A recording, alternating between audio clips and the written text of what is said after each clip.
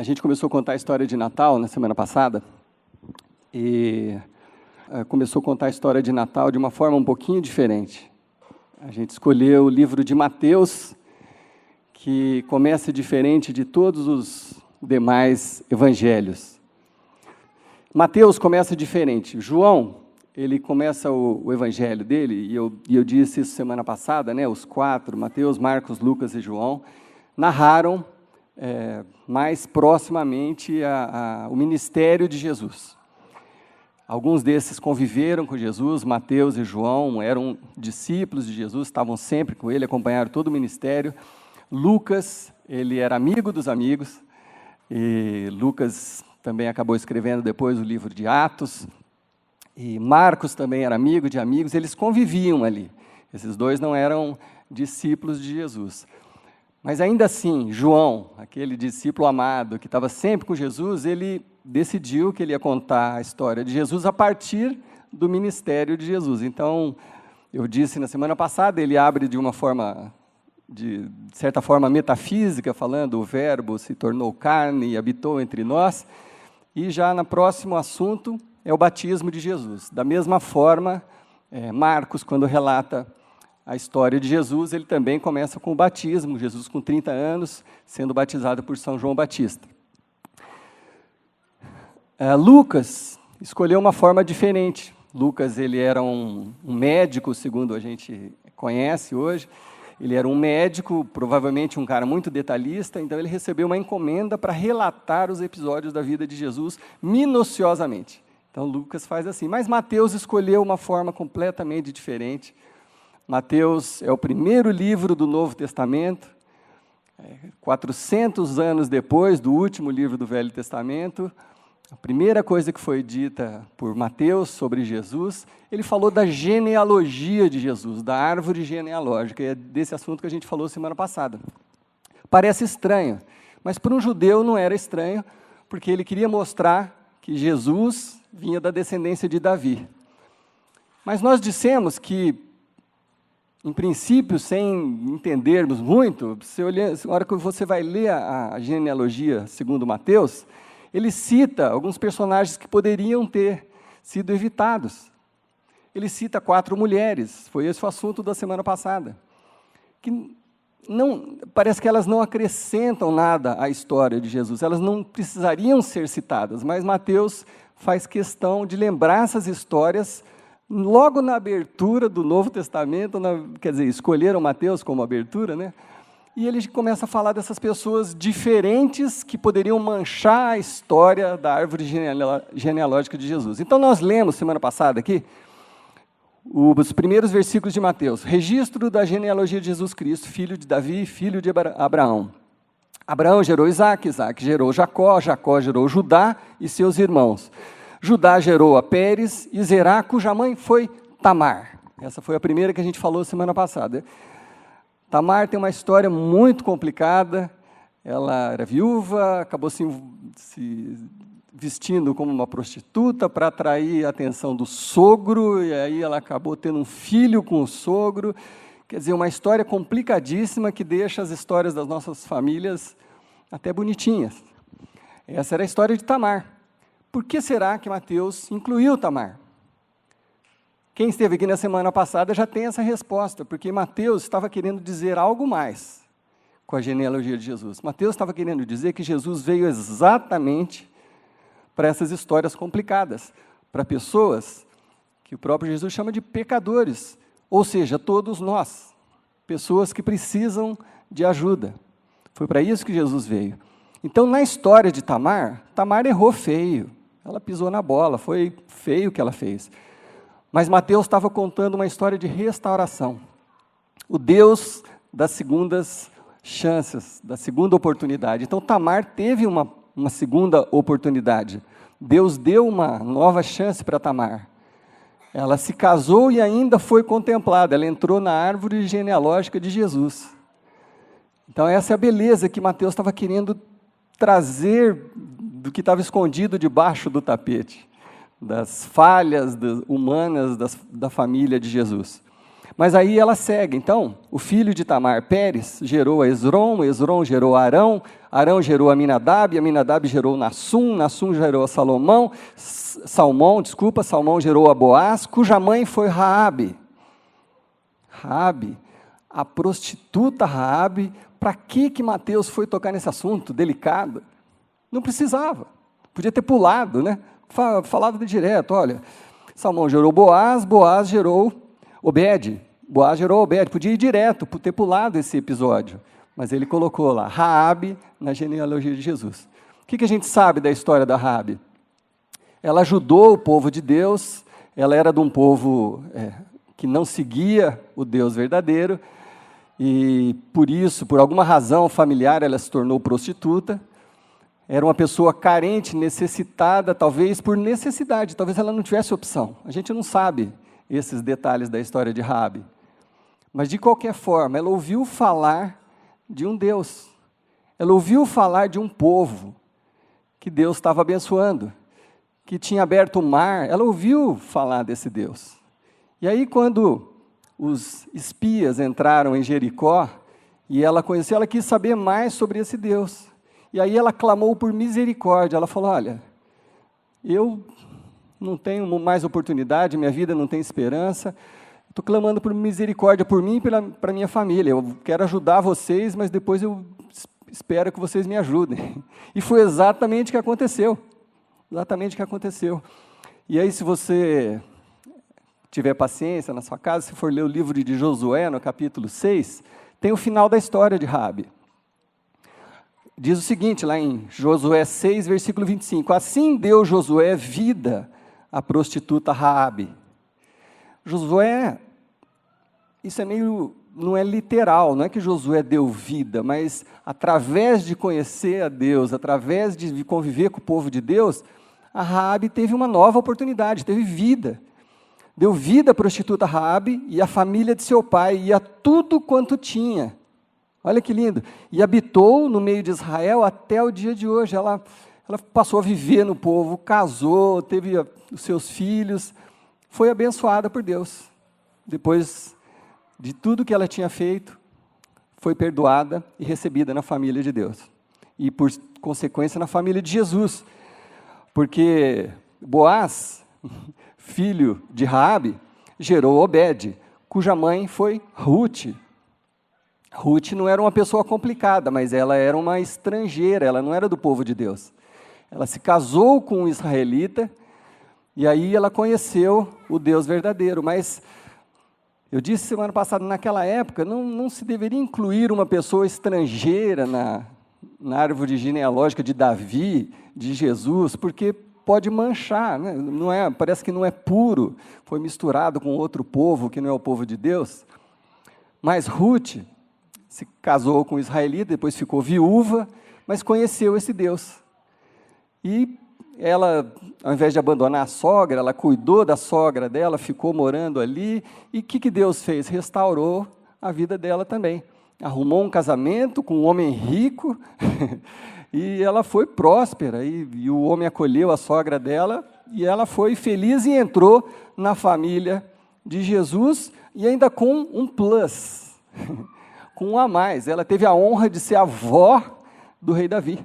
Olha que legal. Deus é o Deus da restauração. Então, Obed, cuja mãe foi Ruth, gerou a Jessé, Jessé gerou o rei Davi. Então, portanto, ela foi a avó de Davi. E a última das mulheres que Mateus cita, ele fala de Davi gerou a Salomão, Salomão, cuja mãe tinha sido mulher de Urias, outra coisa que estava escondida debaixo do tapete, que Mateus jogou luz sobre essa história, destacou essa história. Talvez vocês conheçam a história do adultério de Davi, o ponto obscuro na história de Davi. Por alguma razão, ele se deixou levar pela tentação, se envolveu sexualmente com a mulher de um amigo dele, depois acabou mandando o amigo dele para a guerra, e ele acabou morrendo, e aí ele teve um filho com essa mulher, e esse filho acabou morrendo. E às vezes a gente, quando alguma coisa trágica acontece, às vezes a gente culpa a Deus, A melhor coisa que a gente tem que fazer é refletir, porque geralmente, quando você colhe consequências de alguma coisa muito complicada que você faz, geralmente é o próprio pecado que te pune, não é Deus, é o próprio pecado. As consequências do pecado, às vezes, nos ferem profundamente. Então, eles perderam esse bebê, Davi tentou orar para que Deus não deixasse ele morrer, ele estava doentinho, mas ele acabou morrendo. Mas Deus é o Deus das oportunidades, das segundas chances. Portanto, ela engravidou de novo. E aí o bebezinho se chamava Salomão, o homem mais poderoso da época, o rei mais próspero, mais sábio, que escreveu 3 livros da Bíblia, Provérbios, Eclesiastes, Cantares, um homem muito sábio, que influenciou toda uma geração, foi filho dessa mulher, que havia traído o marido. Enfim, eu sugiro que você leia o resto da história em casa, mas aí o final, versículo 16, tem vários outros nomes, e aí no 16 chega, Jacó gerou a Jessé, marido de Maria, José, desculpa, marido de Maria, da qual nasceu Jesus, que é chamado o Cristo. Mateus fez questão de colocar isso, porque ele também era uma pessoa complicada, ele também era uma pessoa odiada, ele era uma pessoa sem amigos. Mateus era um cobrador de impostos, ninguém gostava de cobrador de impostos. Ele era corrupto, ele tirava vantagem do povo, ele explorava o povo, ele cobrava acima da condição da pessoa e extorquia e acumulava riquezas com isso. Ele era odiado. Ele também precisou de uma segunda chance. Por isso que ele destacou. Então, Deus é o Deus dos novos começos, Deus da restauração do corpo, da alma e do espírito. Esse é o Deus da Bíblia. E, portanto, através dos profetas, muitos anos antes de Jesus nascer, Deus anunciou que num determinado momento, no tempo certo, Ele enviaria o seu Filho para encarnar, para viver entre nós, para servir de modelo de vida para cada um de nós, para nos ensinar como nos relacionar com Deus. E 700 anos antes de Jesus nascer, eu disse aqui semana passada que Deus fala com a gente, né? Eu brinquei que Deus... Não brinquei, não. Eu brinquei que eu não quero ouvir a voz audível de Deus nunca, porque deve ser um terremoto, né? Então, Deus não fala comigo, pelo menos, de forma audível. Eu estou dormindo, escuto a voz de Deus. Paulo, sei lá, nem sei como que é a voz de Deus pode ser. Ele não fala desse jeito comigo, mas fala com todos nós, através da sua palavra, às vezes através de uma pessoa, às vezes através de uma mensagem, às vezes através de uma oração, de diversas formas. E naquela época, Deus falava muito com os profetas através de sonhos e visões. E Deus deu para Isaías 700 anos antes, não é 7 semanas, nem 7 meses, nem 7 anos, 700 anos antes de Jesus, Deus revelou para Isaías o seu plano de enviar o seu Filho amado para viver nesse mundo. Isaías, então, profetizou, e Mateus fala no mesmo capítulo, se você for alguns versículos adiante, no capítulo 1 de Mateus, no 22, Mateus diz o seguinte: tudo isso aconteceu para que se cumprisse o que o Senhor dissera pelo profeta, ele está falando de Isaías. A virgem ficará grávida e dará à luz a um filho, e lhe chamarão Emanuel, que significa Deus conosco. Do latim, Emmanuel é conosco, El é Deus, Emanuel é um significado, Deus presente conosco. Isaías disse isso, Mateus está se referindo a ele, 700 anos antes, que uma virgem ia conceber. Quem ia imaginar uma virgem tendo um bebê e tudo, mas Isaías fez isso, registrou, e eu falei aqui para vocês, os pergaminhos do registro do livro de Isaías algumas cópias foram achadas recentemente, que datam de antes de Jesus. 100 anos antes, foram achadas no século passado, numa caverna do Mar Morto, 1947, para ser exato. Enfim, estava lá o livro completo de Isaías, anunciando Jesus 700 anos antes. E aí chegou, finalmente, o grande dia. Que o verbo, que a palavra que estava com Deus, encarnou. Que a palavra se tornou uma pessoa, um homem. Que a palavra de Deus virou vida, para que a gente pudesse ouvir diretamente da boca de Jesus o que Deus queria ensinar para cada um de nós. E esse dia chegou. E quem descreve melhor os acontecimentos desse dia é Lucas. Como eu disse no início, ele é detalhista, ele foi convocado para fazer um relatório, e ele faz um relato maravilhoso do nascimento de Jesus. Eu quero ler com vocês, para que a palavra por si só fale aos nossos corações. Está lá, Lucas capítulo 2, Lucas conversando com todas as pessoas que ele pôde, com a família de Jesus, com os amigos, tudo como é que tinha sido, ele relatou assim para nós. Disse Lucas: naqueles dias de César Augusto publicou um decreto ordenando o recenseamento de todo o Império Romano. Este foi o primeiro recenseamento feito quando Quirino era governador da Síria, para que a gente se situe historicamente. E todos iam para a sua cidade natal, a fim de alistar-se. Assim José também foi à cidade de Nazaré da Galileia para a Judéia, para Belém, cidade de Davi, porque pertencia à linhagem de Davi. Ele foi a fim de alistar-se com Maria, que lhe estava prometida em casamento e já esperava um filho. Enquanto estavam lá, chegou o tempo de nascer o bebê. E ela deu à luz o seu primogênito. Envolveu em panos e o colocou numa manjedoura, porque não havia lugar para eles na hospedaria.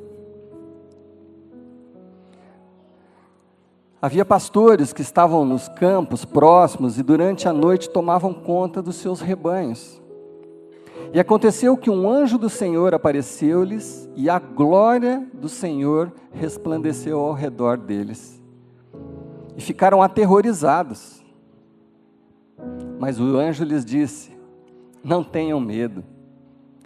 Estou lhes trazendo boas novas de grande alegria, que são para todo o povo. Natal é para todos. Hoje, na cidade de Davi, lhes nasceu o Salvador, que é Cristo o Senhor. E isso lhes servirá de sinal: encontrarão o bebê envolto em panos e deitado numa manjedoura. De repente, uma grande multidão do exército celestial apareceu junto com aquele anjo, louvando a Deus e dizendo: glória a Deus nas alturas e paz na terra aos homens aos quais Ele concede o seu favor.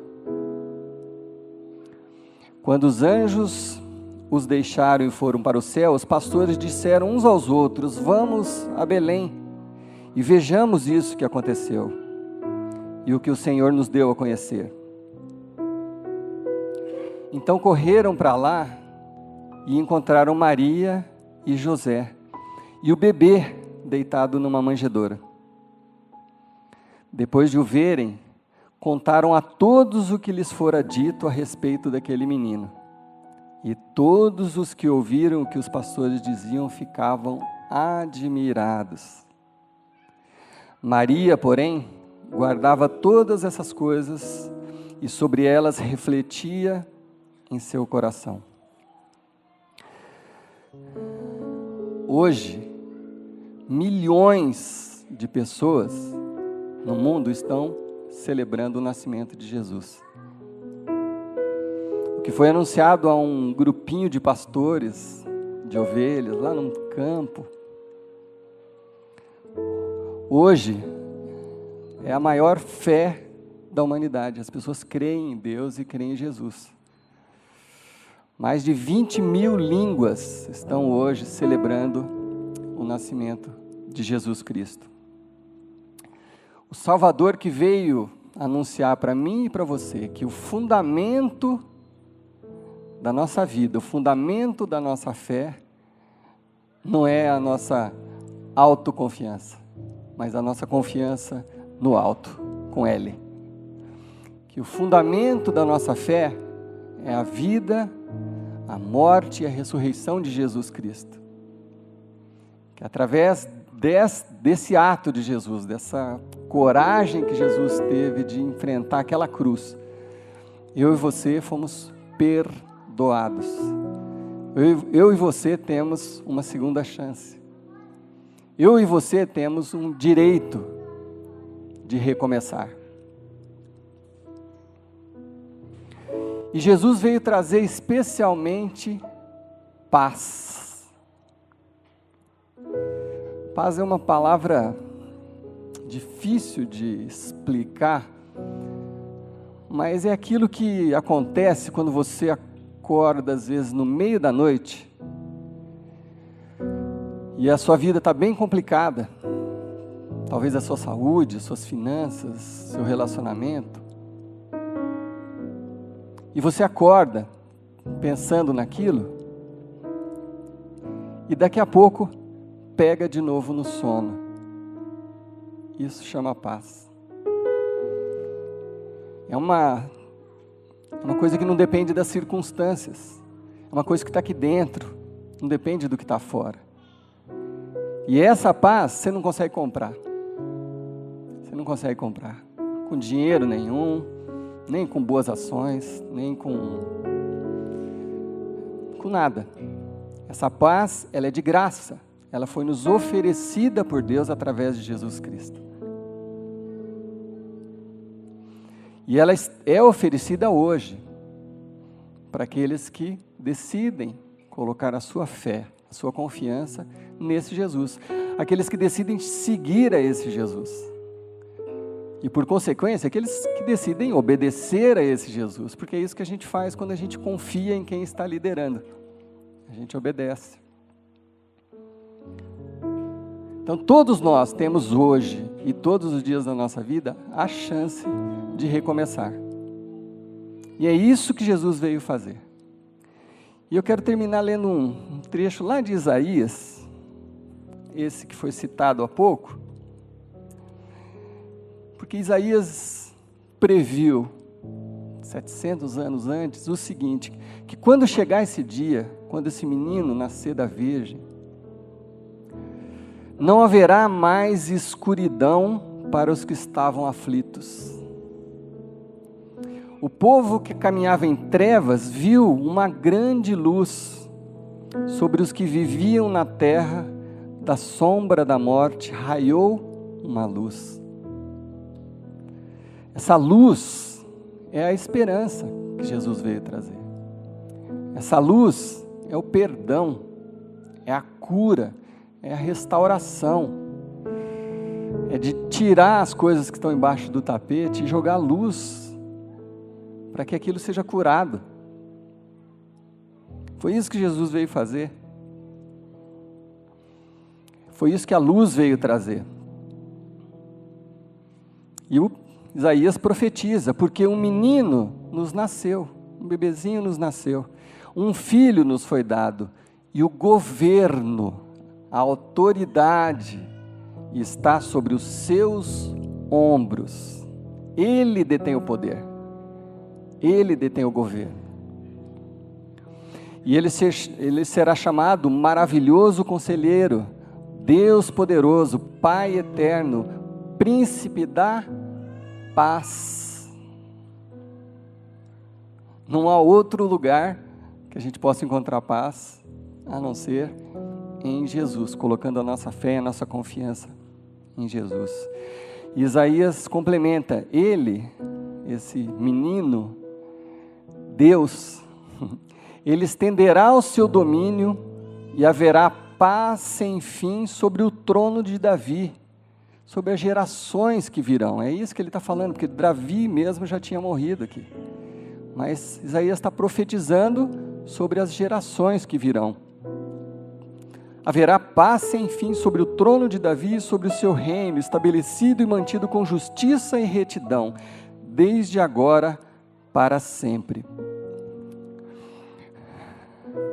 Saber isso é importante, mas isso nos chama a uma responsabilidade. O Natal é um chamado à responsabilidade. Aqueles que colocam a sua fé nesse Jesus, aqueles que buscam a paz em Jesus e a encontram, são convocados a estender essa luz por todo o mundo.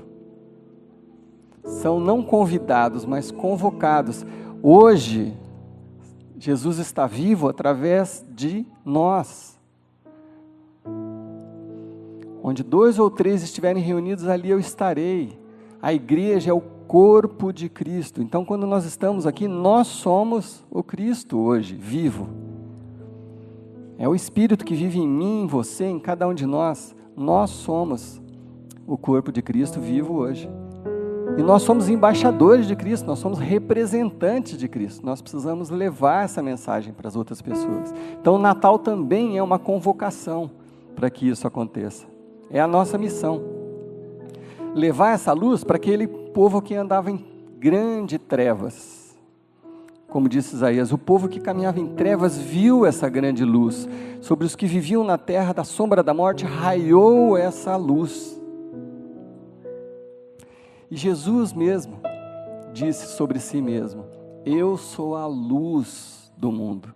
Quem me segue jamais andará em trevas. Jamais, mas terá a luz da vida. Então é a nossa missão, a espalhar essa luz. Então eu quero fazer algo simbólico aqui, mas cheio de muito significado. Cada um de vocês recebeu uma vela quando entrou hoje aqui na igreja. A luz de Cristo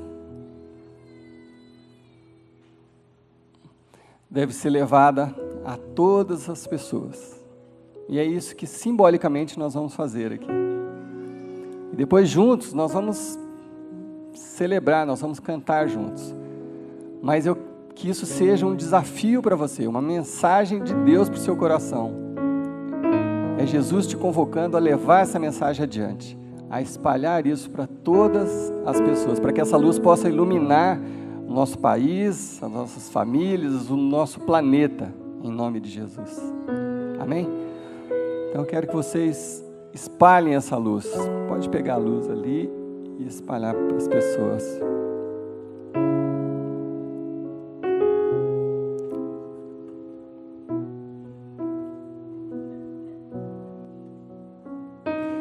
Cada um vai passando por do lado, para o vizinho, tá? Quem recebeu. É você compartilhando a luz de Cristo com o seu vizinho.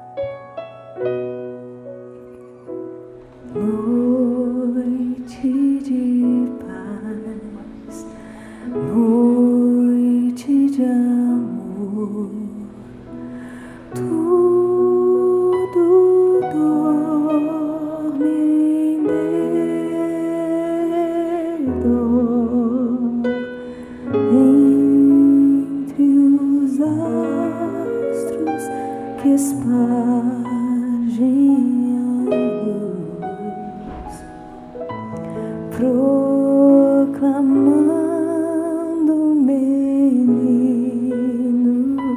Jesus, brilha a estrela da paz, brilha a estrela da paz.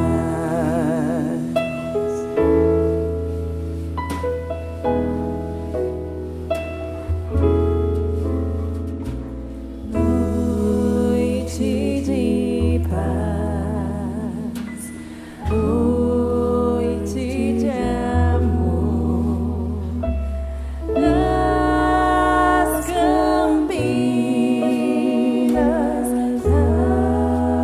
pastor, lindos anjos mandados por Deus anunciam a nova dos céus. Nasce o bom Salvador,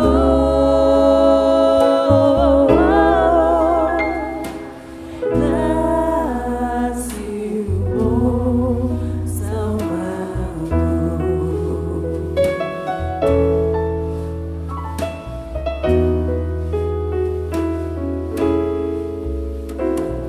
Noite de noite de amor, oh, que belo resplendor que ilumina o menino Jesus no presépio do mundo. Eis a luz, sol de eterno fulgor, sol de eterno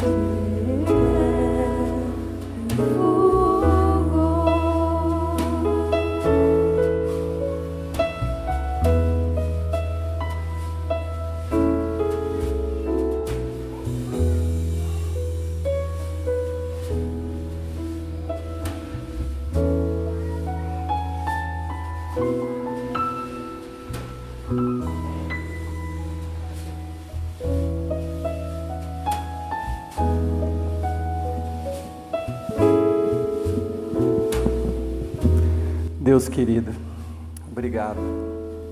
Obrigado por Jesus. Obrigado por estender o teu amor para cada um de nós. Obrigado pelo perdão dos nossos pecados. Obrigado pela chance de recomeço. Obrigado pelo Natal. Obrigado que hoje, Senhor Deus, muitos estão tendo a oportunidade de dar o primeiro passo, de encontrar esse Jesus, de colocar sua confiança nesse Jesus. Outros estão com o coração frio e se tornaram religiosos, e quem sabe hoje seja o dia da restauração desses corações, do aquecimento desses corações com o amor de Cristo. O nascimento de Jesus aconteça nesses corações também, Pai. Todos nós precisamos de Jesus todos os dias.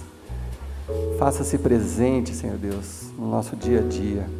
E que essa luz que o Senhor nos ofereceu de forma gratuita, que ilumina o nosso caminho, que nós levemos essa luz, Senhor Deus, aos nossos amigos, no nosso trabalho,